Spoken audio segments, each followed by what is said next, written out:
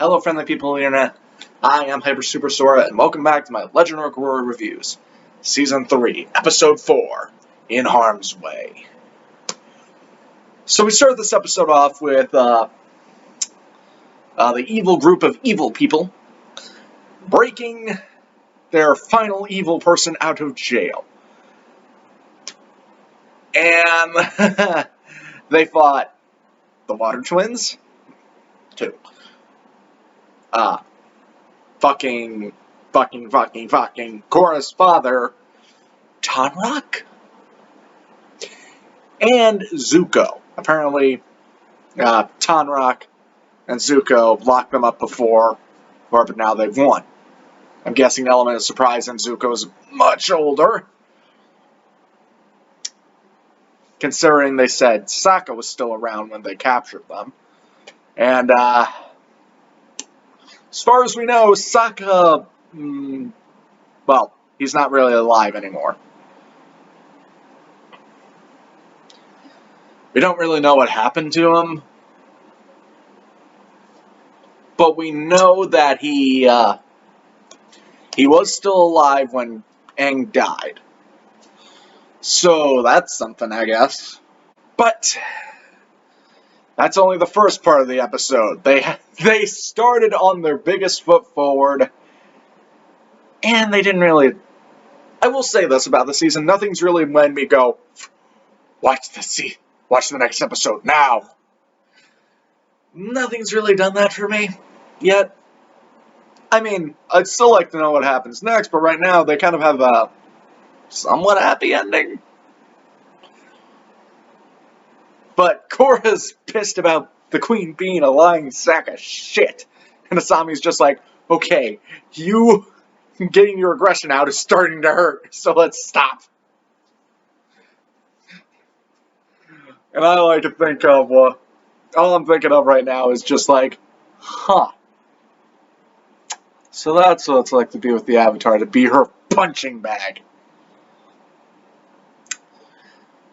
Eventually, Mako and Bolin get back to them. Their cousin got them some passports. I doubt it was through the most legal of means, but I don't like the Earth Queen, so fuck her. They get back to them, it's just like, Airbender prison. Ugh. The Queen's still being a bitch and trying to shoo them out of the way, so she can get back to raising her army. Yes, an air army. Let's ignore that airbending is the defensive form again. But what do I know? I'm just a guy who watched Avatar: The Last Airbender. No, you can't watch that show too many times. A lot. So they decide they're gonna break them out. But first, Lynn's just like, the main plot is arriving, we need to hurry this shit up! And keep you safe! And I'm thinking, Raiko still banned her from Public City. She can't go back. Unless Zuko goes, listen here, you fucking bitch. We're keeping her here, we're keeping her safe, and you're going to shut your ass up and like it! Otherwise, I'm going to give you scars so bad that your approval ratings will drop to 0. Now you're going to shut up and let the big boys do the big things while you worry about your little politics. Or something to that effect. I might just cut that out because it's just so angry and vitriol to this one character. But hey, they were just like, okay, fine, let's break them out. Let's break out the Airbenders. First they had to search for them. And Jinora does like a spiritual thing where she can like astral project the people. She did it in the last season, I don't care. But it's right under the Queen's palace or temple. They go to break the Airbenders out. They go to break Kai out. Of course, the Dai Li knows. And the Dai Li are still a thing! Why are the Dai Li still a thing? Anywho. Break out the airbenders. Fight, fight, fight, fight, fight. Hey, connection between Jinora and Kai. Fight, fight, fight, fight, fight. Fight, and when all the Dai Li here or there, and then they get pushed back by the airbenders, I literally just said, well, what do you know? You made an army that hates you. Of course they're going to kick your ass.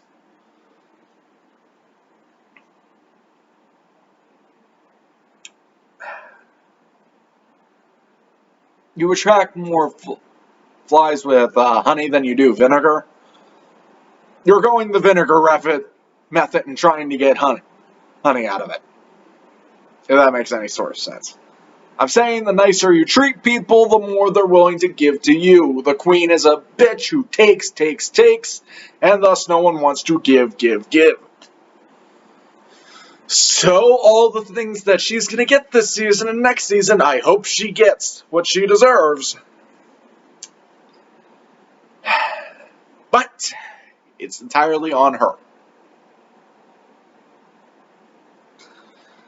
Anywho, they break out, and Tenzin gives them a choice, which they haven't been given at this point.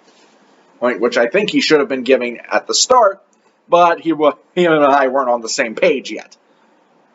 And his little speech was really good, where it's like, you didn't ask to become airbenders, you didn't ask to be part of an army, but now you do have a choice. We can either send you someplace safe, or you can come with me.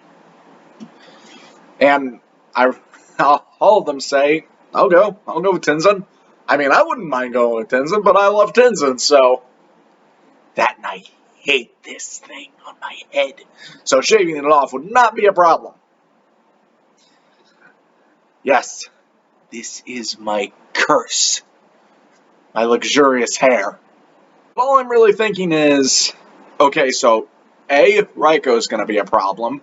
B, the one group is going to be a problem. And C, where's Zuko right now? Because I'm kind of hoping he's okay. We learned that Sokka was the one who made the decision to kind of lock up Korra. Sokka, I think Zuko was part of that.